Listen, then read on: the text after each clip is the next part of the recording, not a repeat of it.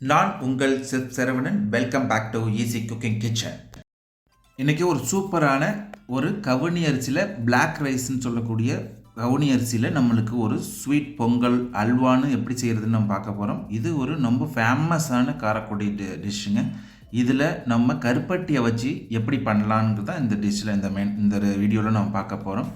நான் கருப்பட்டி ஒரு 100 கிராமுக்கு 150 கிராம் தான் கருப்பட்டி எடுத்திருக்கேன். 150 கிராம் கருப்பட்டியும் நம்ம நல்லா இது பாகு காய்ச்சி எடுத்து வச்சுக்கணும். நம்ம திக்காக பாகு காய்ச்சணும் அவசியம் இல்லை. நம்மளுக்கு தேவையான அளவுக்கு தின்னாக வச்சுருந்தாலே போதும். அதோட கன்சிஸ்டன்சி இந்த அளவுக்கு இருந்தால் போதும். ஏன்னா நீங்கள் மறுபடியும் நீங்கள் போடும்போது அதில் ரெடியூஸ் ஆகும், நிறையா ரெடியூஸ் ஆகும். இப்போது அந்த பிளாக் ரைஸை நான் ஒரு 12 மணி நேரம் ஊற வச்சுருக்கேங்க. முதல் நைட்டு நீங்கள் ஊற வச்சுட்டு காலைல படுத்திங்கன்னா நீங்கள் காலைல ஏன் செய்கிறதுக்கு கரெக்டான அது பக்குவமாக ஊறி இருக்கும். நான் அதை யூஸ் பண்ணுறது நான் பிராஸில் தான் யூஸ் பண்ணிருக்கேன். பித்தளை அண்டியில் தான் யூஸ் பண்ணியிருக்கேன். நீங்கள் குக்கரில் கூட வைக்கலாம், ஆனால் அந்த பித்தளை அண்டியில் செய்கிற ஸ்ட்ரக்சர் உங்களுக்கு கண்டிப்பாக வராது. நான் இதை வேக வச்ச பிறகு கொஞ்சம் கோல்டான பிறகு நான் மறுபடியும் மிக்சியில் போட்டு கொஞ்சம் மேஷ் பண்ணியிருக்கேன். ஏன்னு கேட்டிங்கன்னா இந்த அரிசி நார்மலாக கொஞ்சம் சுகர் சிரப் ஊற்றுனதுக்கு பிறகு இந்த கருப்பட்டி பாகு ஊற்றுனதுக்கு பிறகும் நம்மளுக்கு அப்படியே முழுசாக நம்மளுக்கு தெரியும். அப்போ நம்மளுக்கு ஒரு அல்வா ஃபீல் வராதுங்கிறதுனால நான் மிக்சியில் கொஞ்சம் கிரைண்ட் பண்ணியிருக்கேன். இப்போ பாருங்கள், நான் பாகு எடுத்து வச்சுருந்த பாகை நான் இந்த பிராஸ் அண்டியில் நான் ஆட் பண்ணியிருக்கேன். இப்போ இந்த பிராஸ் அண்டியோட இந்த கோட் பண்ணியிருப்பாங்க இல்லையா, அந்த ஈயம் பூசியிருப்பாங்களா, அது மாதிரியான அண்டி யூஸ் பண்ணுங்கள். அப்படி தான் நம்மளுக்கு ஃபுட் பாய்சன் வராமல் தடுக்க முடியும். நம்மளுக்கு இப்போது இந்த பாயிலிங் டெம்பரேச்சர் வந்துடுச்சு. இப்போ பார்த்தீங்கன்னா அதோட ஸ்ட்ரக்சரு ஓரளவுக்கு திக்காக ஆன பிறகு அந்த அளவுக்கு ஆன பிறகு தான் நீங்கள் அரைச்சி வச்சுருந்த அந்த கவுனி அரிசியை ஆட் பண்ணணும். ஆட் பண்ணி நீங்கள் இதுக்கு மேலே தாங்க உங்களுக்கு வேலையே இருக்குது. பொறுமையாக நீங்கள் இது குக் பண்ணி முடிக்கிறது கண்டிப்பாக இது ஒரு 30லேருந்து 35-40 மினிட்ஸ் வரைக்கும் ஆகும். இதில் முக்கியமான விஷயம் என்னென்னா, இது அடி பிடிக்காமல் பண்ணணும். அதனால தான் நான் திக்கான பாத்திரம் எடுத்திருக்கேன். இதை நான் மீடியம் ஸ்லோ ஃபயரில் கூட நீங்கள் வச்சுக்கிங்க. ஆனால் கொஞ்சம் பக்கத்தில் இருந்தே கிண்டிக்கிட்டே இருந்தீங்கன்னா கொஞ்சம் அடிப்பிடிக்கிறது வாய்ப்பு கம்மியாக இருக்கும். நான் கொஞ்சோண்டு டேஸ்ட்டுக்காக கொஞ்சோண்டு சால்ட் ஆட் பண்ணுறேன். நான் இப்போ எடுத்துருக்கிறது 100 கிராம் அரிசி தான் எடுத்திருக்கேன். நான் யூஸ் பண்ணுறது 150 கிராம் கருப்பட்டி தான் எடுத்திருக்கேன். கருப்பட்டி 150 கிராமுக்கு மேலே நீங்கள் எடுத்திங்கன்னா அது கொஞ்சம் திகட்டுற மாதிரி இருக்குங்கிறதுனால தான். இப்போ நான் கொஞ்சம் தேங்காய் பால் இதில் கொஞ்சம் ரொம்ப மஸ்ட்டுங்க. இந்த தேங்காய் பால் கண்டிப்பாக யூஸ் பண்ணணும் கவுனி அரிசி பொங்கல்னாலே. இப்போது தேங்காய் பால் ஆட் பண்ணியாச்சு. இதோட என்ன மெஷர்மெண்ட்டுங்கிறத என்னோடய டிஸ்கிரிப்ஷன் பாக்ஸில் தரேன். இப்போ நான் ஸ்லோ ஃப்ளேம் தான் வச்சுருக்கேன்.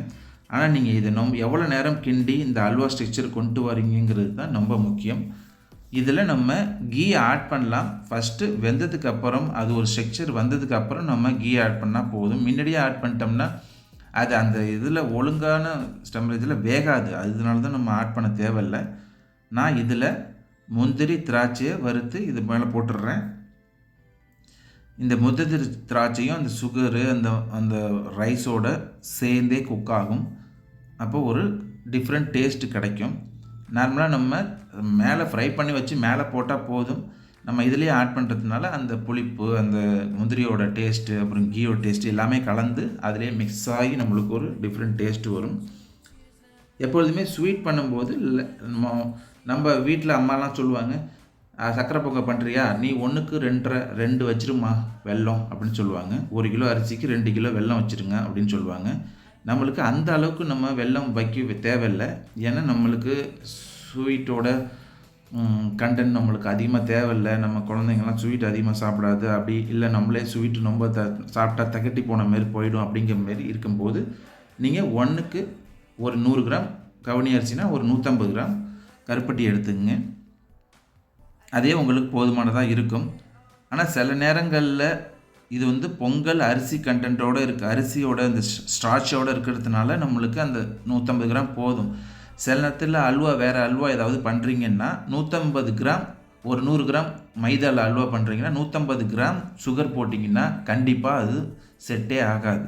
செட் ஆகாது அப்படின்னா அந்த கேரமல் ஆகி அந்த சுகர் கேரமல் ஆனதுக்கு பிறகு தான் அந்த மைதா செட் ஆகும். ஆனால் இந்த பொங்கலுக்கு அப்படி இந்த அல்வாவுக்கு தேவையில்லை. பாருங்கள், அது நல்லா கிண்டி கிண்டி கிண்டி நம்ம இதில் ஆயில் விட்டுக்கிட்டே இருக்கணும், கீ விட்டுக்கிட்டே இருக்கணும். நம்ம எந்த அளவுக்கு கீ விடுறோமோ அந்த அளவுக்கு அது திரண்டு ஒரு அல்வா ஸ்ட்ரக்சருக்கு வரும். அதனால் அந்த அளவுக்கு நீங்கள் கீ ட்ராப்பாக விட்டால் கூட போதும். ஒரே நேரத்தில் ஊற்றுன்னு தேவையில்லை. இது நம்ம எப்போ எடுக்கணும் அப்படின்னு சொன்னால், இந்த அல்வாவில் நம்ம ஊற்றின ஆயில் எல்லாமே வெளில வரும். அப்போ தான் நான் இதை எடுக்கணும். இப்போ நான் இது வேறு கண்டெய்னரில் சேஞ்ச் பண்ணிட்டேன். இப்போ பாருங்கள், கீயோட அப்படியே ஜொலிக்குது அந்த அல்வா. இப்போ வேறு கண்டெய்னரை சேஞ்ச் பண்ணி வித் கார்னிஷோட சர்வ் பண்ணிடலாம். நீங்கள் வீட்டில் இதை யூஸ் பண்ணி ட்ரை பண்ணி பாருங்கள். இதோட ரெசிபி என்னோடய டிஸ்கிரிப்ஷன் பாக்ஸில் தரேன். இந்த வீடியோ உங்களுக்கு கண்டிப்பாக பிடிச்சிருக்குன்னு நான் நம்புகிறேன். மேலும் அடுத்தடுத்த வீடியோவில் வேறு ஒரு ரெசிபியோடு உங்களை சந்திக்கிறேன்.